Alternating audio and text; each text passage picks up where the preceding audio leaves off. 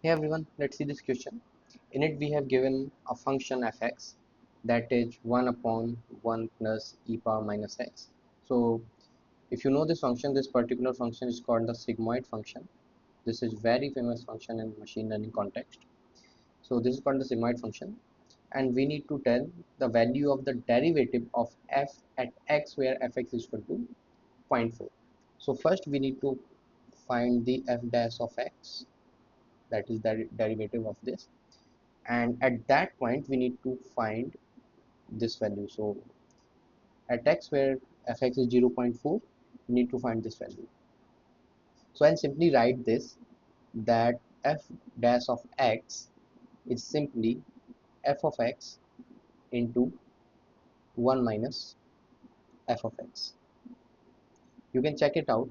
You can try to derivate this particular function 1 upon 1 plus e power minus x, and you'll figure it out that this is f of x into 1 minus f of x.